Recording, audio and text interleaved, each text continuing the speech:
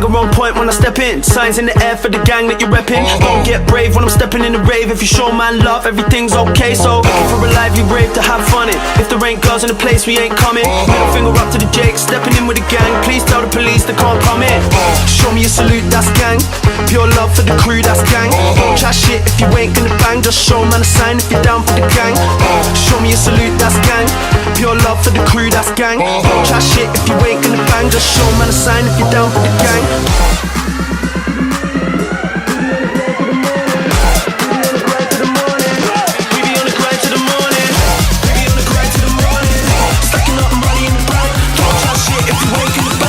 Man a sign if you're down for the gang. Can't fuck with the gang, we don't fucking pretend. We be busting the clubs, cause you know that we can. Can't fuck with the gang, we don't fucking pretend. Still rocking the show, still feeling the flow. Welcome back, Juventinita, to the Juventinita Back to Black and White podcast. I'm Daniel Negro, live from Calgary, Alberta, Canada. This is our 4th episode, and today we're hoping to cover the preview for Juve-Milan, and I have a special guest today. I think he's pretty well known in the WhatsApp group that we all are a part of, and someone I've always had on the list when I decided to start podcasting. Again, we're back to video. I just decided to make sure that everyone who came on was comfortable, so for the last 2 guests, they preferred not video, which is, again, not a big deal, and today we're back. Obviously, my guest has a pretty nice Champions League jersey on right now. And before I bring him on, though, if I just could ask you guys, please, if you could subscribe, smash the subscribe and drop a like if you're on YouTube. If you're listening to this on iTunes, rating and rate a 5-star if you wish, and drop a comment. And again, Spotify, same thing, subscribe to all. That would help me out a lot. And if you could retweet this whenever I have this posted on Twitter, that would also help me greatly to get more people to view the content, as well as get more guests on. So, and obviously to, educate as many fans as we can. So I have again, like I said, a special guest. Without further ado, someone that I've been talking to, I would say for a pretty long time, since I guess the start of the WhatsApp group. Rafa, how you doing, man? Welcome to the show. Man. Thanks for having me here. It's great to be here, to be one of your first guests. I'm honored because of the invitation. I hope that my English isn't as bad as sometimes can be, but I hope we get along. No problems over here, man. I think you're doing well so far. So yeah, like I said, it's about Juve, and like you said, it was your first. You told me it was your first podcast, so, kind of a tradition that's been going around. Obviously, Al has started from all Juve-cast, but just want to know how you became a Juve fan. Well, I started being a Juve fan when I was very young. I think it was like sometimes between 95, the 95 season. I was young, and I always have been a huge fan of football. My dad is a big fan of football. We used to watch lots of games together, Mexican League, European League. So since I was a kid, I remember our weekends watching football. And at that time, one of the leagues that they showed most in Mexico was the Italian league. So I fell in love watching every weekend that Juve team that was amazing. My dad became a Juve fan after, because I was showed so enthusiasm about Juve. So now he's a big fan. He watches every game. So, but we don't have like a background there. We have I have an Italian family.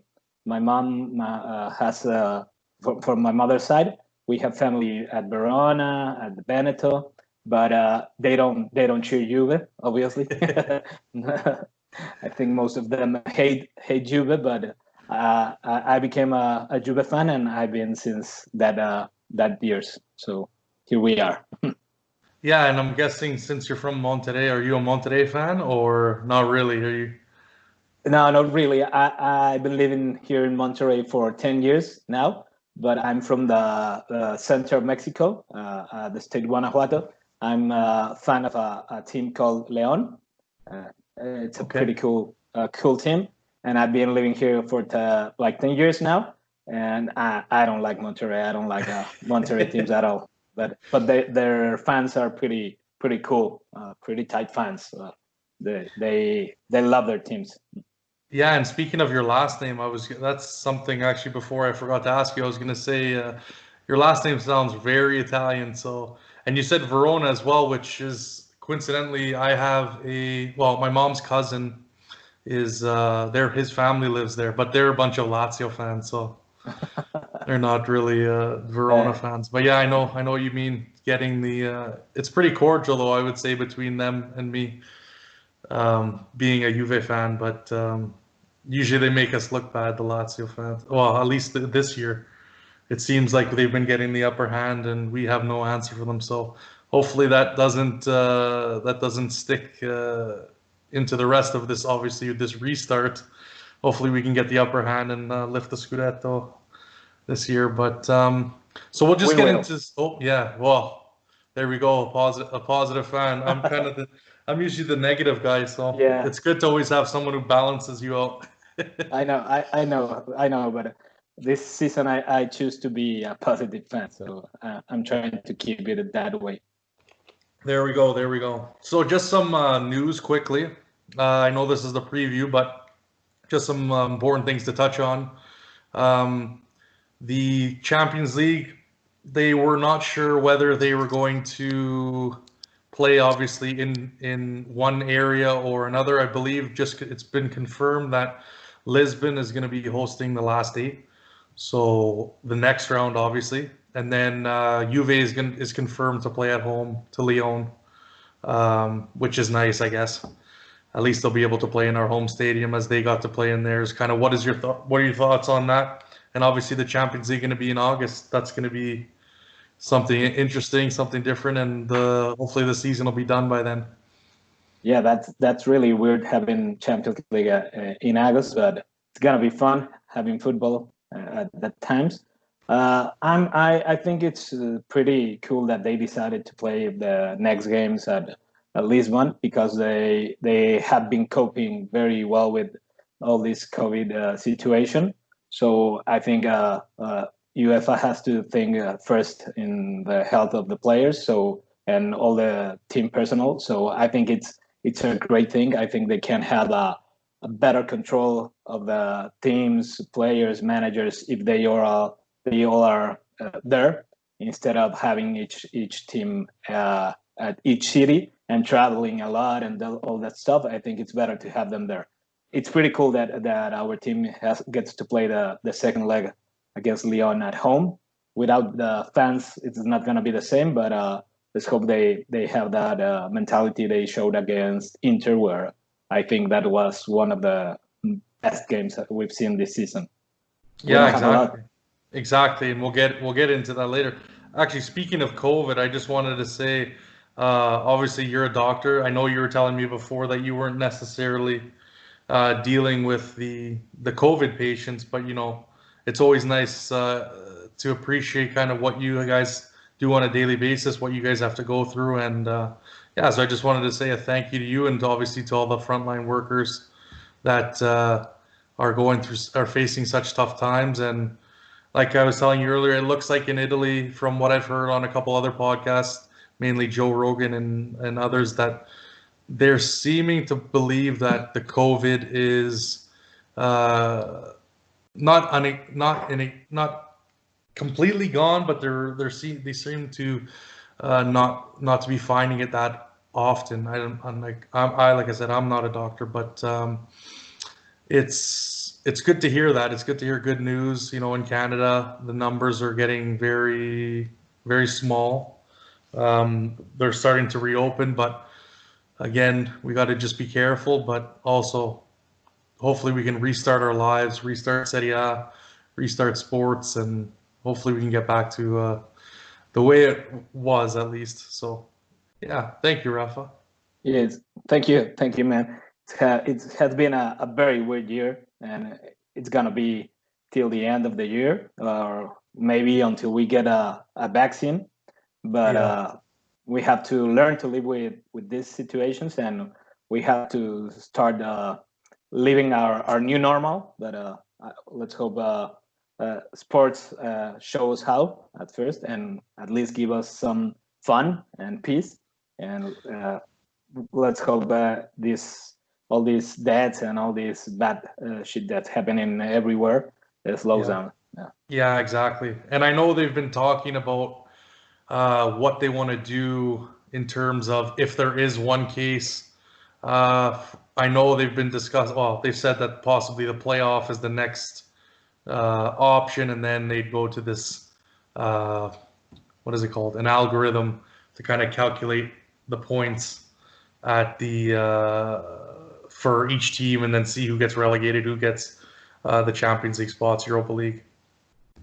I really hope they're not very strict on this. I know we got to keep the players' safety in check, but at the end of the day, it's going to be really difficult to have all of this go on, and then 2 weeks in, two rounds in, if you want to call it, one person gets COVID, and then they shut everything down and they go to a playoff or whatever the case may be. I hope they really try and like constructively work towards, quarantining the players that we have to, and then obviously continuing on, because I think what a lot of people are looking to see is why risk it if we're gonna essentially close down as quick as one case would come up. So I'm really hoping that we can get to finishing this season, because it's like you said, it gives hope. It brings joy to a lot of people. I think that's what a lot of people don't understand, is how much people are missing to see, like when there's nothing on TV, or basically you're at home, how much YouTube, Netflix can you really handle, and how many old games can you really watch, before it starts getting old. So I think hopefully we can get the season done, and just your thoughts on the possibility of. Yeah, I think that that scenario, that first scenario that they will cancel the league if there's a positive case, I think that doesn't make sense. We sure are gonna get one positive case. That's the most common thing that can happen. So I think that's like a little bit exaggerated. And as you say, why go on with the league if you're gonna cancel with first case? I think you have to put that positive case out and keep playing with the rest of the players. That's gonna be difficult, but imagine if we get like Dybala or the light. But that's gonna hurt. Well, that's gonna hurt. yeah, that's gonna hurt. But that's what we are exposed to. So it's the same for every team. So I think the season should go on. I'm not very fond of that playoff stuff. Here in Mexican League, we have that playoff stuff. We don't have like a regular season. So almost every team can be a champion. In the next season, from 20 teams that we're gonna have, 12 can go to the playoffs. Imagine that. So it doesn't make sense to have a season if 12 teams are gonna be able to compete for the championship. So I'm not very fond of that. You're not in a season. You have to award the regular team, the thing that did the best thing along the season, not the one that did the best in the 4 or 5 games of the final season. So I think I'm not okay with that playoff stuff. Yeah, and then you look at it. I know there's been a lot of discussion on other podcasts that I've been listening to, and it's like, what happens if, let's say, we play 4 weeks and Juve builds a lead, or Lazio builds a lead, or if it's close, if, let's say, you have like a 9-point or a 6-point gap, and then you call the season and you don't award because if it goes to the algorithm, there's not going to be a champion, right? So that would be very unfortunate. But yeah, no, I think they've just been the Italian league and the Italian government has been so there's been so A many circus. questions. Yeah, exactly, and it's not very healthy for obviously the players and then the organization, because you don't know what's going to happen. They barely knew what time these games were going to, these Coppa Italia games are going to be, and I think they just got sorted out today, which is just unbelievable. But you look at, not having a system in place to say, okay, we're gonna, like you said, we're gonna take a player away, or they can quarantine for 14 days, and then the rest of the team, to not have that set up from the beginning. Really, I'm still not confident in, like, obviously I'm positive because I want the league to continue, but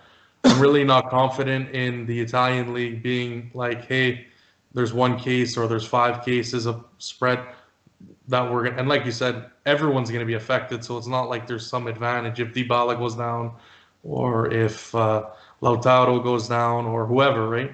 Immobile goes down with Corona. But, and how I see it as well is, like I've said multiple times, what happens if you can't restart now? Then what makes everyone think that we can restart in September, right? Because that's Yeah. again when flu season starts up again, is into the fall, and who knows, there could be a spike then. So I think we're just gonna have to start living with this and finding ways to mitigate. Obviously, people that are going to be more affected by it being obviously older people, and obviously people with pre-existing conditions, which it still seems to be generally the main cases. But something that made me a little sick was hearing that Tonali was going to be going to Inter for 30 million. What are your thoughts on that one? Well, that's been a hot topic at the chat, the multiple chats this week. I don't know. I haven't watched him a lot, so I get all the hype that we have around him. Like he's gonna be the next generation star, rising star, and everybody's so hyped. But I have my doubts not about him, but about all the hype, because that's what we have been doing with all the Italian prospects. Every guy, Mattia De Silio was going to be the next Maldini and stuff like that. So I'm trying to lower my expectations with all these guys. Berna, whose jersey I'm wearing now, has turned my expectations really down. So I think for the 3-4 games that I have watched and some video, some footage, I think he's really good, but he's not like a star right now. I think Juve is aiming higher right now, someone who can solve our problems in a bigger way right now. Even he would be an upgrade to our midfield. Our midfield is a joke right now, but he would be an upgrade. But I don't know if he would be the game changer we need to step up at the UEFA Champions League or stuff like that. I think we need proven players there.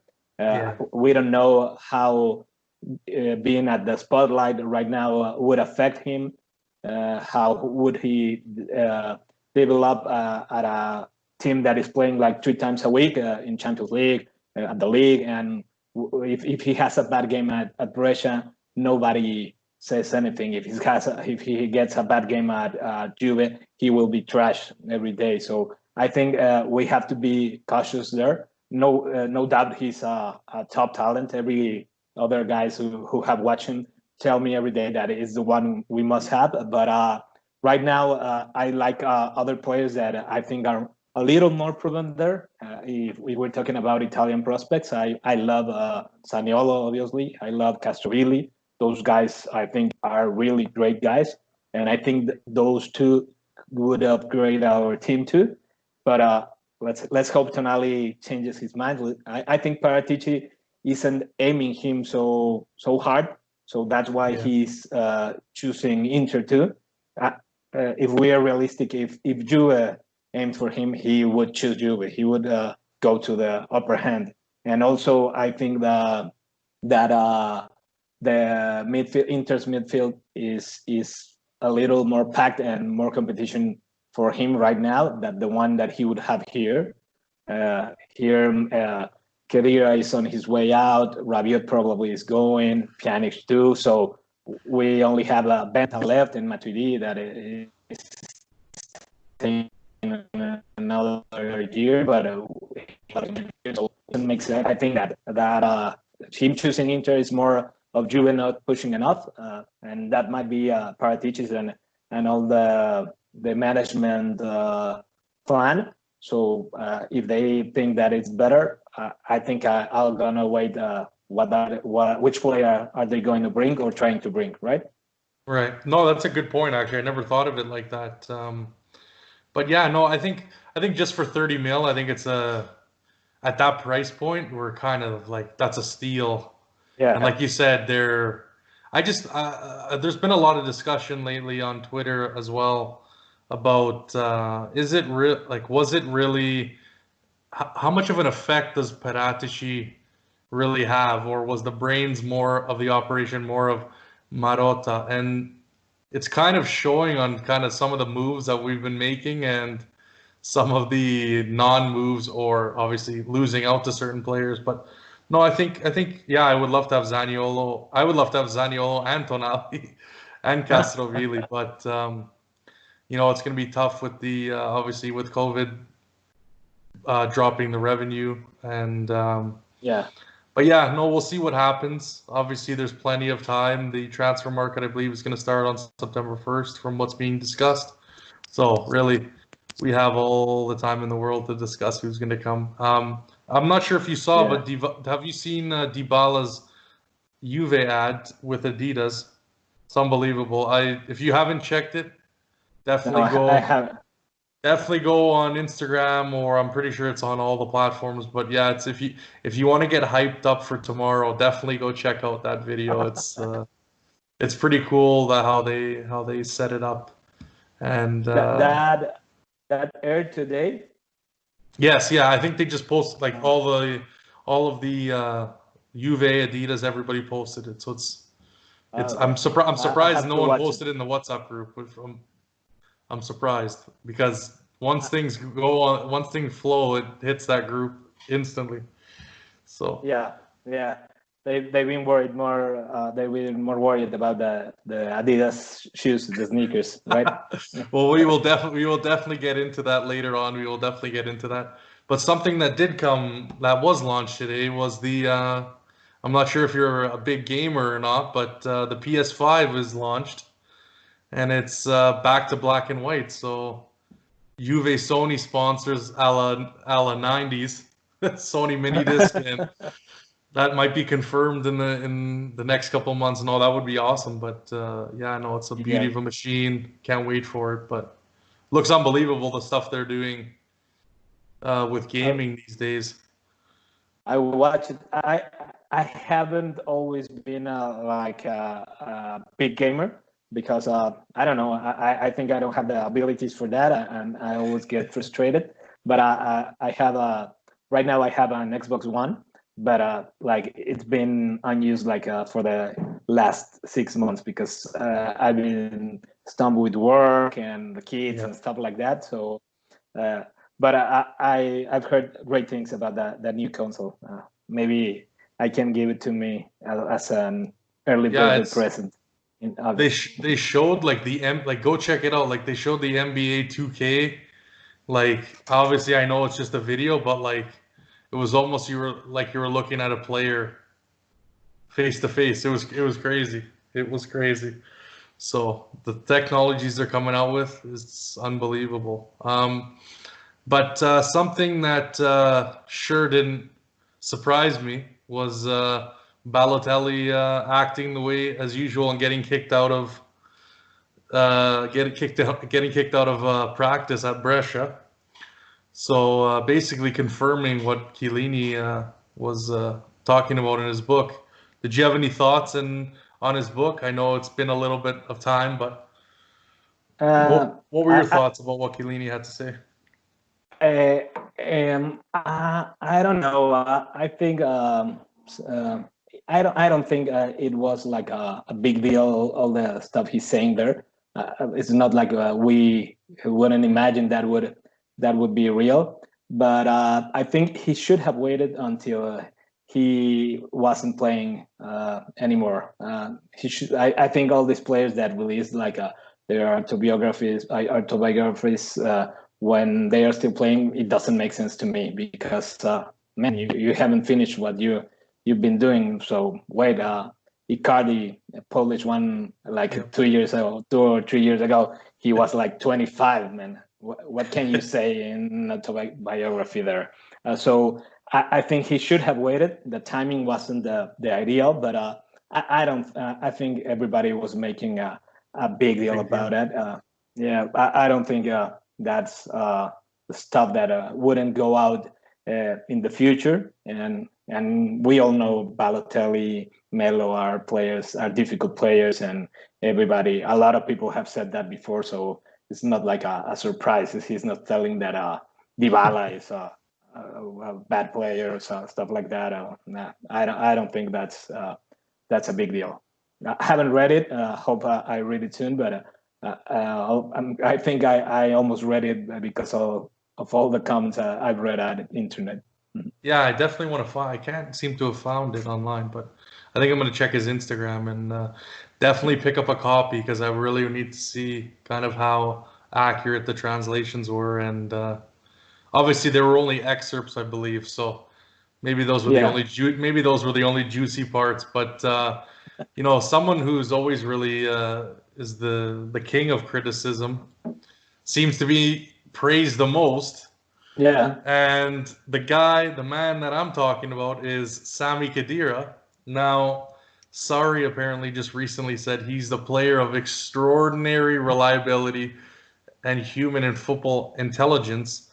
Obviously, Allegri's made lots of comments about how great of a player he is, how smart of a player he is. What do you think about what all these coaches have to say about Sami Khedira, the $6 million good servant? Well, obviously, I'm not okay having Khedira at Juve at this time. I think he should have left like 1 or 2 years ago.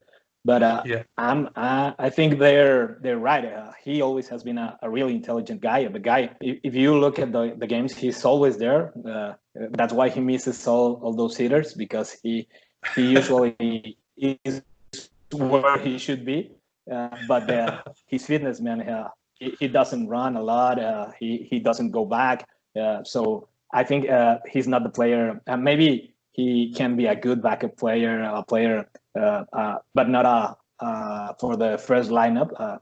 He's really intelligent. He has been at great teams, had a great coach, a big guy at his NT. So I think he's really good, but he's not at his prime, obviously. So he should aim for like the MLS or stuff like that right now, where he will get praised, and he won't have to compete at this big level that he isn't fit for now.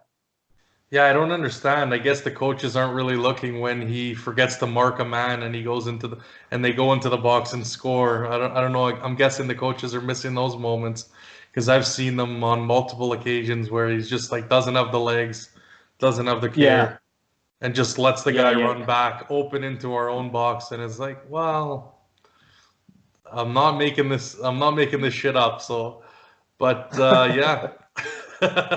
And apparently he's going to be in the starting lineup, but we'll get to that.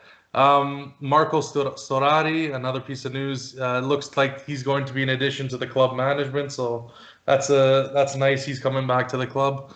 And another questionable thing: when the hell are we going to sign Dybala? Because it just seems like this saga is going on and on and on. And now he did his interview with CNN, talking about not wanting to leave. I know they touched on a lot about the George Floyd incident and stuff like that, but they also discussed him not wanting to leave Juve last year, and it seemed like he was trying to push the club to make a move because he had said that there had been no context prior to the interview. And so just what are your thoughts on Dybala? And I heard they're talking, the club wants to sign him for about 10 mil. I have heard he's wanted 12 or 15. Obviously, this is all, the tabloids, so who knows what's true and who knows what isn't, but what do you think? Obviously, we have to sign him. It's pretty Yeah, obvious, yeah, but yeah. That's obvious. I have followed Dybala since his time at Palermo, and I think he has been like the signing that got me more hyped since we got back from Serie B. I love that guy. I lost a little faith last year because he looked like he wasn't in there. He wasn't Allegri. feeling. Yeah. But Allegri effect last season almost on every guy. Yeah. But he looked lost. He looked lost. He looked like he didn't want to be here. But now he looks different. Like I think this season he recovered that hunger, that fire, and it looks every time when he enters the pitch. You know that every time he gets the ball, he's gonna do something really good. Let's hope this translates or shows in the important matches like the one from of tomorrow or in Champions League. That I think that's where we have been missing that kind of showing the most. I'm glad that he is talking to. I think he is right to push the management after what happened last summer, that we were pushing him out. I don't think we were pushing him in a football kind of way. Everybody knows that he's a great player, but I think it was all about the money, and which is very important right now. I think it's the most important thing for our for management and every management in other teams. So I think that was all about. They didn't want to sell him probably, but they were pushing because they needed the money. But now that we got stuck with him, it's a blessing in disguise, right? I think we need to get him here for a long time and build a team around him. Get him the players we need to build around him. Cristiano is leaving in a season or two, and we have to prepare for the next years. Right? Yeah, I know. Yeah, that 30 mil. Hopefully the Ronaldo fanboys don't catch on to that one. But anyways, yeah, no, it's funny just because you look at how easy we give extensions to all these aging players, and now it seems like it takes forever to sign. Well, in my opinion, our best player on the team. So. Yeah, it's very. It seems like it's been like a year and a half. But anyways, enough of the news. The Juve-Milan semifinal of the Coppa Italia, which will be sponsored by Coke. Hopefully that helps the league in terms of revenue. I think it's an important pickup as a sponsor. It seems to have been confirmed. Obviously, 9 p.m. local time in Torino, and for me, it'll be at 1 p.m. Mountain Time. 3 p.m. Eastern, noon Pacific, and obviously 2 p.m. Central Time where you're located, Yep. Rafa. So let's just talk a little bit about how last season ended. Some notable fixtures, obviously. We lost to Lyon 1-0, which I still couldn't believe. I thought we drew for some reason. And I went to go after the long layoff of not playing. I went and looked back and I'm like, we lost? Oh my God. I put that one in the back. I put that one in the trash bin of my memory. So we lost 1-0. Obviously, the Milan Coppa Italia semifinal first leg 1-1 draw, which didn't look very good. And then we beat Merda 2-0 without fans, and we look like a completely different team. So, kind of, what do you expect going forward, and kind of how did you see where we finished off before the obviously COVID shut everything down? Yeah, I was looking back to all those three games that you just mentioned, and now that you say that you thought we draw that game, man, we were lucky not to be like 2 or 3 goals behind. Yeah, that was one of the most horrendous presentations from our team in this season. That day we looked lost. Rabiot had an awful, horrible game. Almost everybody, but one goal, and we had like a home advantage that isn't gonna be like that game. We were very lucky not to get another 2 or 3 in the back. because we played a really bad game. Almost every guy at the field looked like lost that game. There wasn't fire there. There wasn't anybody fighting that game. So it was very lucky, and I'm really confident that we're gonna turn the table in that game. The same thing, almost the same copy or exact copy we saw at the game against Milan. An awful performance too. That was horrible. Theo was was a really nightmare for our players. Thank God he won't be available for the next game. I think that game, tomorrow game, we should win easily. If you look at the both teams, they lost Ibra, they lost Samu Castillejo, Right.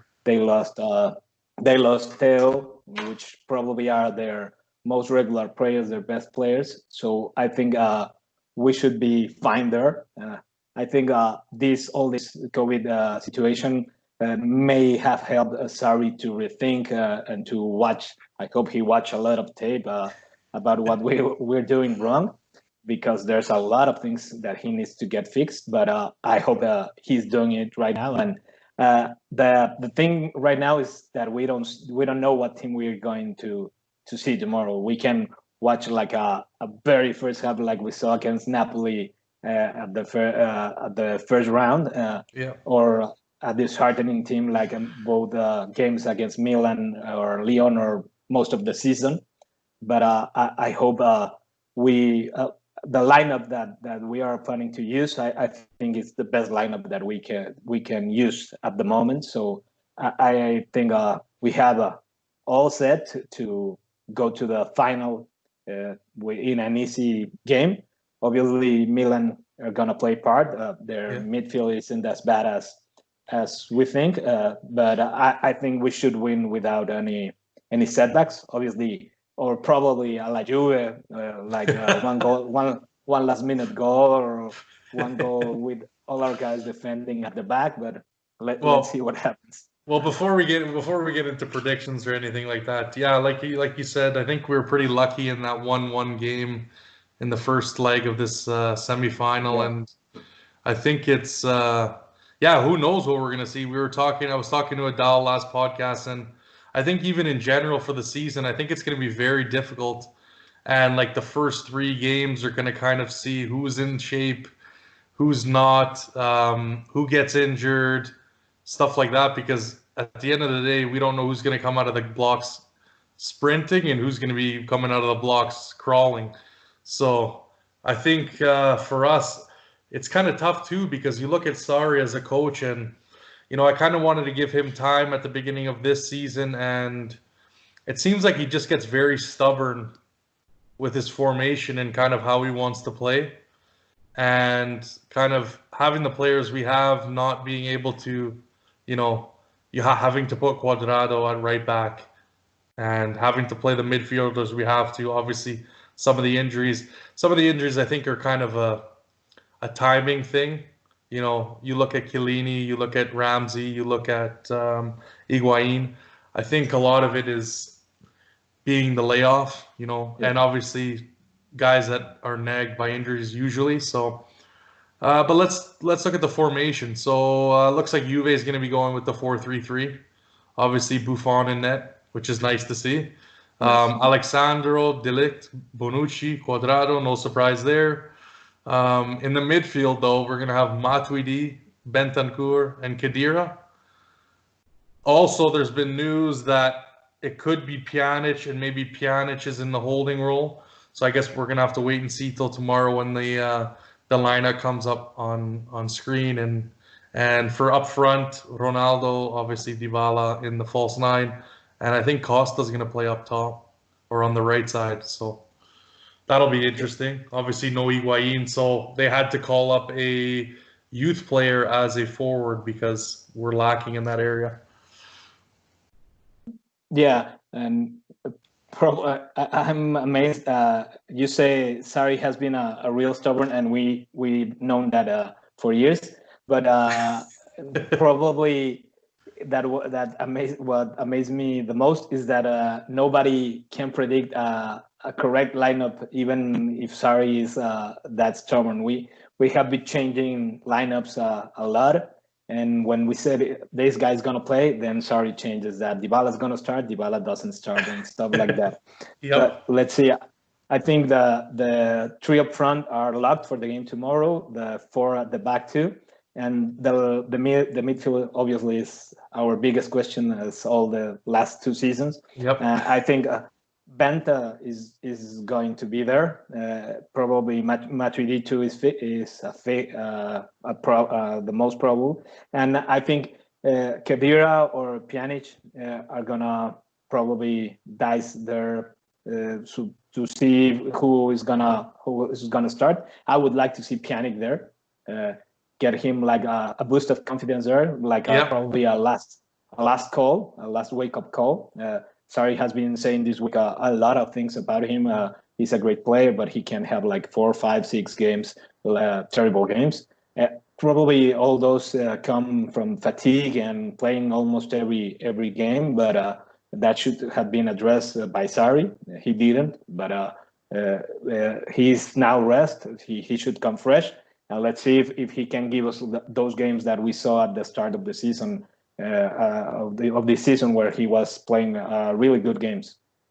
Yeah, no, it's. I think at the end of the day, though, as much as I don't want to see Khedira in the lineup, we have to start rotating these squads because they're just going to be playing like crazy, like every 3 days, and we're going to have to really try and get the most. And I think what it's going to come down to at the end of the day is who wins the trophies. Maybe not obviously the Coppa Italia, but who wins the Scudetto and who wins obviously the Champions League is who's going to be able to rotate their squad the best as well as being in form.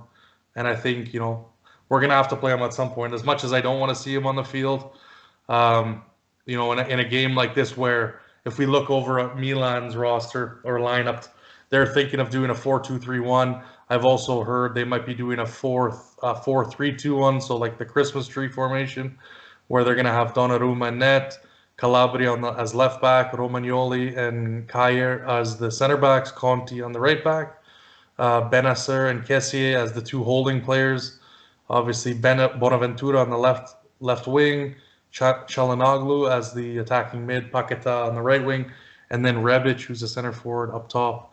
So, and like you mentioned earlier, Ibrahimovic obviously got hurt, so we're not going to have to worry about him. Also, he was suspended for the game anyways, so it wouldn't have mattered. And then Castillejo and Teo Hernandez, who, like you said, really hurt us, are suspended. So a little bit of an advantage there. But like I was talking about the champ, like if Leon comes out and just figures us out in a 1 game play for all. I mean, that's the thing that I'm worried about. Obviously, I think we're going to get the job done anyways. But so, kind of, what are you wanting to see in the game tomorrow? Like, what are the kind of like do you obviously, unlike Juve, it's always usually seems to be when we want them to go play fast, it's like the sluggish start, sitting back, the blood pressure going up. But we'll see what happens tomorrow. I'm hoping that everyone is up for it. And I don't know. I don't know what to expect tomorrow. I was thinking last night. Hey, maybe we can see a great team up there and fast with Dybala, Ronaldo, and Douglas Costa doing some magic there. But then I remember our midfield, and I don't think they're gonna get the balls they need there. But I'll be okay if we can control the ball. If we don't lose a lot of balls when we go out at our midfield. Bonucci has been losing a lot of balls lately. The league has been covering for him a lot. So I hope that stops and that we don't lose that balls so easy, and that our Sandro and Cuadrado can cross the ball at least 2 or 3 times in an average way. Cristiano can do the rest. Just put the ball up there, and that guy is gonna jump and probably is gonna finish everyone or win that header. So there's not much to say there. Our midfield, I think they have the upper hand. from Milan, the only one guy that I think he's great at their midfield is Kessie. I always wanted him at Juve. He had an amazing stint at Atalanta. I think he could become a star, but like every player playing at Milan, Milan is way back now, and they don't seem to go out of that hole. So they're dragging all their players down, and I think Kessie needs to get out of there to become a better player. But he had a good game against us. He has been having good games against us, both with Milan and with Atalanta. So I think that's the battle that we have to win. They lost Theo, they lost Samu, and I don't think they have the strength to replace them in a better way. So I think we have the upper hand. We have the score advantage. So it's up to us. It's up to our players. I'm not expecting a great flashy game because they're coming back. We all know that all this Sarri ball needs some time to adjust, and if they haven't been played together, that's gonna show tomorrow. But let's hope they at least can remember what they did against Inter. Yeah, I think another thing to note is that's going to be important is there should be 5 subs available. And also the away goal does count, so we do have to be careful with that.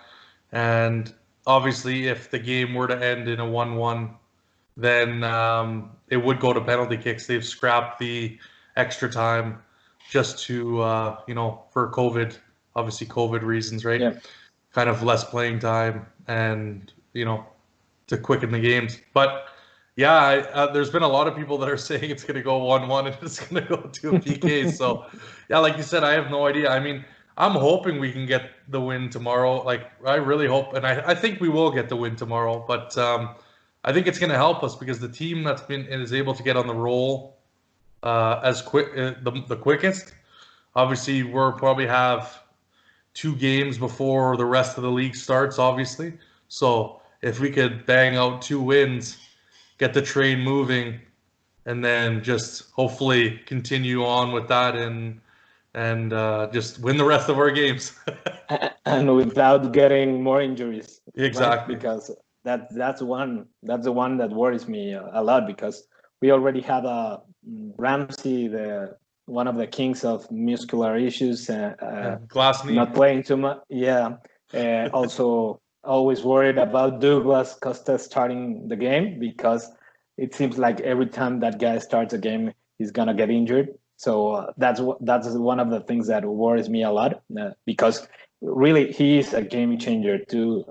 Both Dybala and Douglas are game changers. When we have him, we can expect probably we won't show a lot, but when that guy gets the ball and starts running, he's gonna probably do some magic. So let's hope he doesn't get injured. Sarri has to be very smart with those subs and those rotations.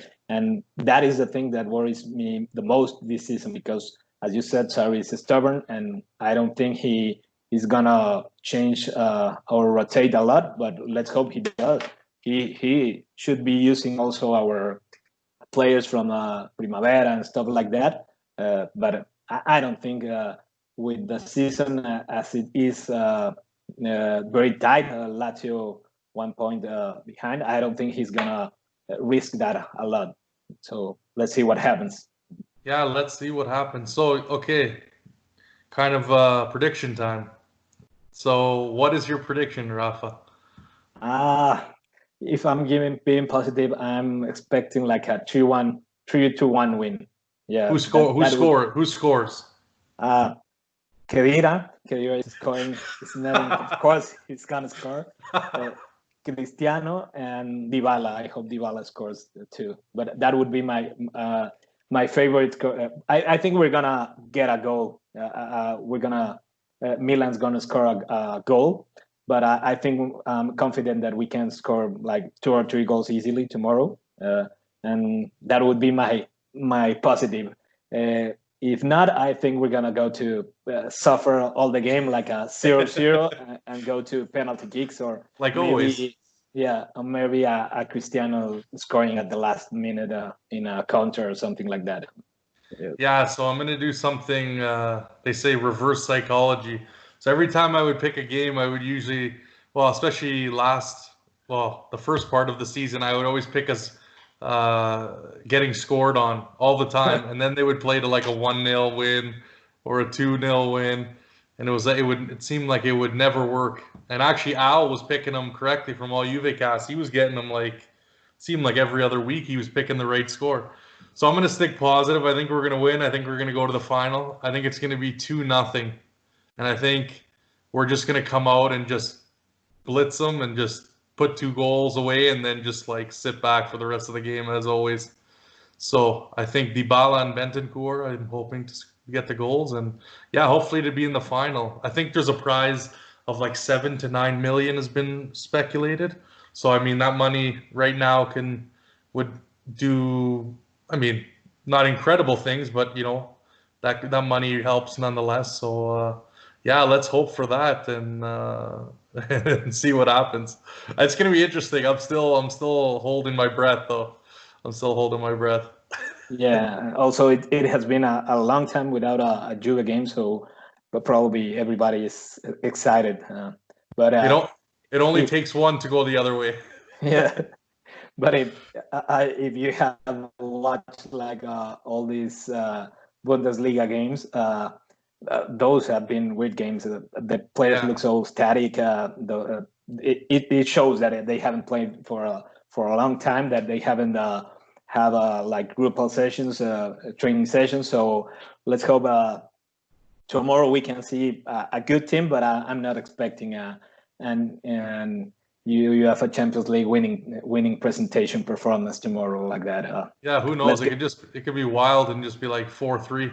Yeah. Just like everyone scoring or who knows? Because even the Inter game, it looked like the players were a little bit off because the fans weren't in the stands. So at the beginning they were just kind of feeling it out. Obviously, then I think things kind of kicked in, and I think now we're just going to have to. They're going to have to get used to it, right? Get used to going through all these different emotions. So, question time. So we had some questions, obviously, from the great fans on WhatsApp, and someone asked, "What are the key matchups in tomorrow's lineup?" And I think you said it best before, but essentially the midfield battle is going to be where it's won, and if who's going to make the most mistakes, who's going to be able to. Obviously, the passing accuracy is going to be key. Whoever can string the most balls together is, I think, going to win the game. So that's it for me, and I'm sure the same for you. The same for me. Like we said, we're gonna have stiff players, probably slow players, and the one that capitalizes from the rival servers, it's gonna be the winner tomorrow. Hopefully, we capitalize better. We have better players to capitalize those mistakes. So I'm confident about that. Hope we don't make a lot of mistakes at the back. Hope Gigi gets them focused, shouting a lot as he used to do. That's what I'm expecting. And another thing is like if we get our flanks going, that it's a big question mark. Probably, but I think Cuadrado has the upside there. He has been better than Sandro going forward. Hope he keeps that trend, and let's hope Sandro revives at the offensive side. He has been great at the defensive side, but he gives nothing up there.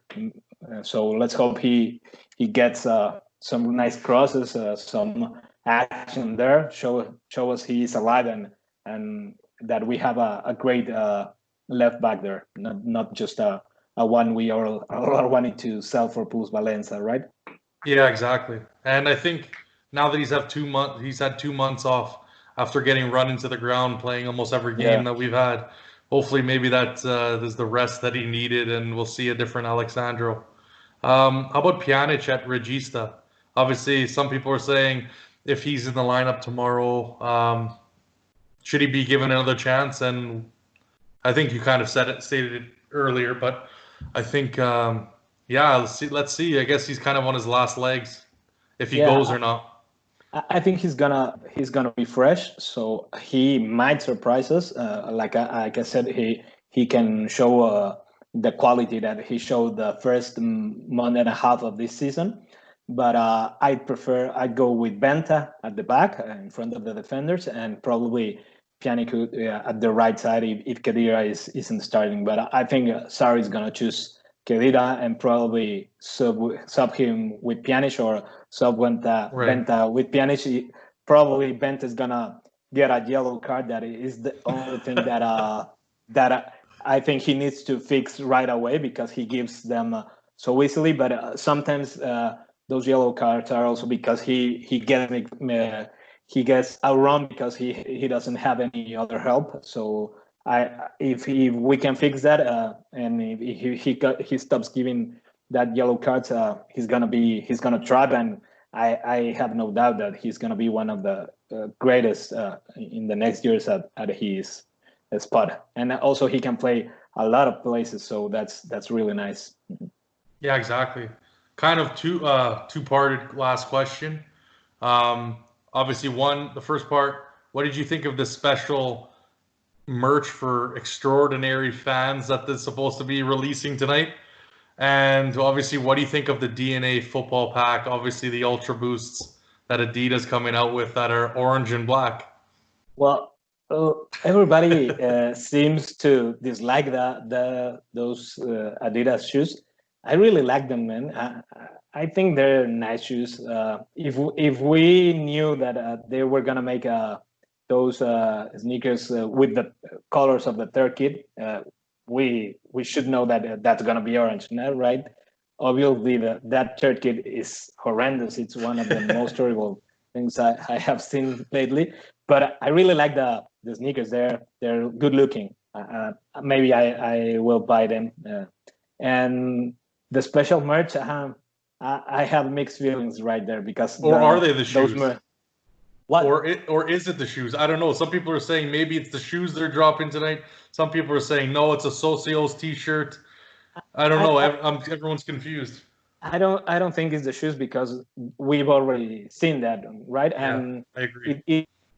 It wouldn't make sense to make all this fuss about special merch if you are going to share that with another club. So with Bayern, Manchester, Madrid. So I think we're gonna see a shirt, a really expensive shirt probably. But let's see. Bring the Brinks truck, because they're going to be charging probably like 350 euros for that. I'm guessing somewhere in there. They usually know how to price up all that stuff, which is crazy. I mean, the amount of things they come up with. Some there have been really nice, but yeah, I'm definitely going to wake up being an addict for all Juve gear and shoes. The only problem I have is I hate how they're calling it this like DNA pack, and it's like, when the hell has orange and black been in our DNA?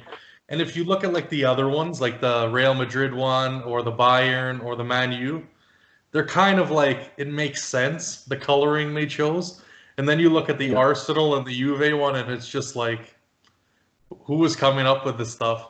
But no, I like Ultra Boost. They're hella comfortable shoes, so I have no problem with that. I wish they had done like a black and white one, like for the home kit or something like that, and not just do some gimmick for the third jerseys.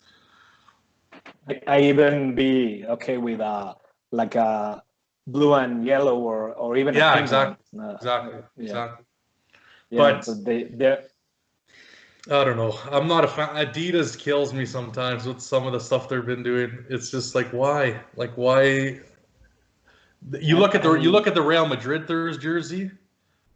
Looks really nice. Those are beautiful. Yeah. Most of the Real Madrid kits are great. You look at a whole bunch of clubs, like Bayern's third jersey is like decent this year. Even Man United doesn't really have a bad kit. So it's like, I don't know, with these new stripes. What did you think about the new jersey, or obviously the jersey that's been rumored? It's an upgrade. If you see our actual jersey, we got the stripes black. I like it. I don't think a lot of people says it's horrible. It's like a kid drew it, but I think it's okay.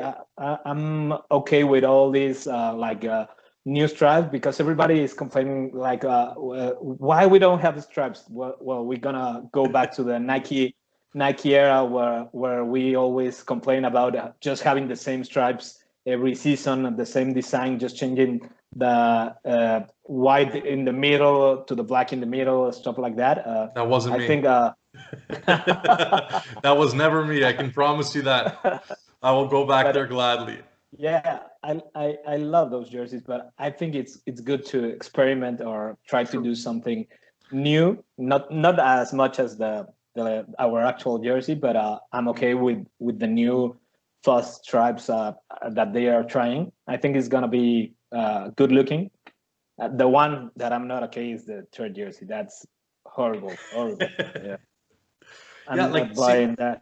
everybody gives me shit. They're like, "Oh, why do you complain? How was it trash?" Blah blah blah. Guys, let me tell you something. I'm gonna buy them all anyways. I'm gonna buy the I know. shoes. I'm gonna buy the special. I'm gonna buy all three jerseys. I'm gonna buy the like. You don't question my loyalty because at the end of the day, I'm spending the money anyways. Like I love all the merch. Like those new jackets, those new black jackets, Those are amazing. unbelievable. Yeah, So at yeah, least they got those are some. At least amazing. they got something right. Yeah, most of our training gear is pretty dope, Exactly. right? Yeah, those So I are guess really good. we know where they spent the money on the design team, spent the money on the training gear this year. Yeah, for But sure. anyway, so we'll get into the last segment. Something that I'm going to be calling Allo Stadio or a Torino.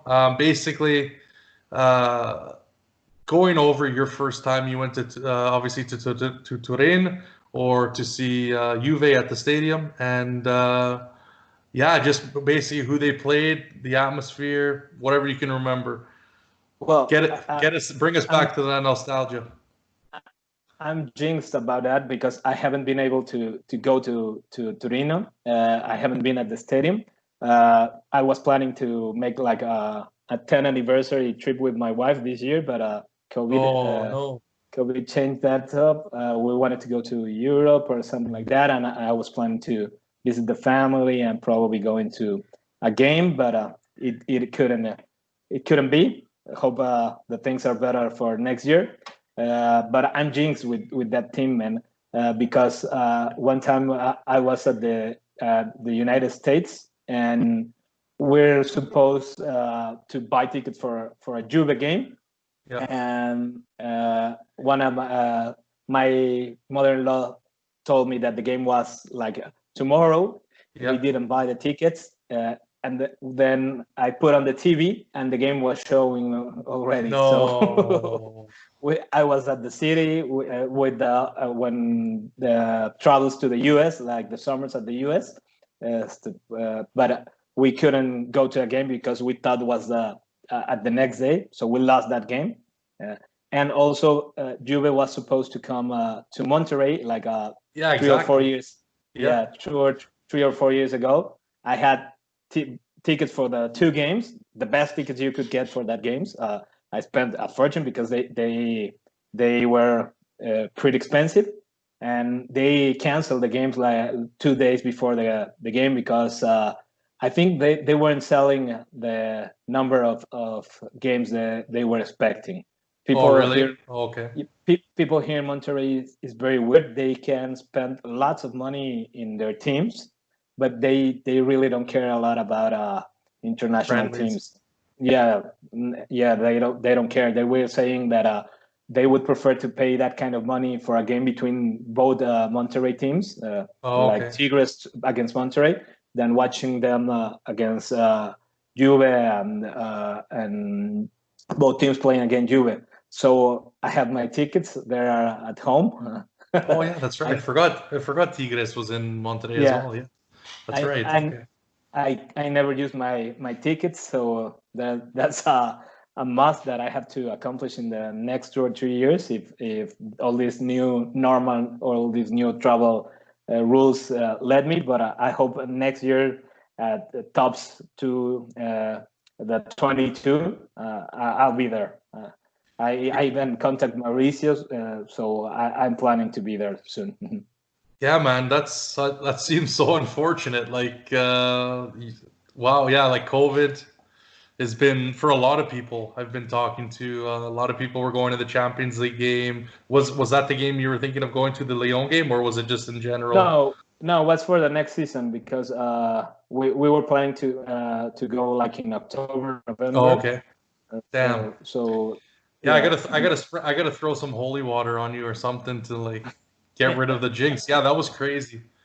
How, yeah, how they just don't want to, they don't want to play in front of you. I don't know what it is, but yeah, hopefully you do get to go and you do get to meet up with Maurizio around Turin, and because it was an incredible experience.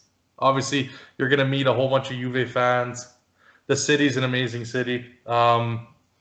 And yeah, there's just lots to do, which I didn't really realize until I started talking to people. And yes, it's pretty easy to get around, and there's like a whole bunch of museums, and it's great. It's awesome. So yeah, definitely. Hopefully, when things pick back up and travel's allowed, definitely go there for. But yeah, yeah, that's crazy. I feel bad for you, man. I feel bad for you, but.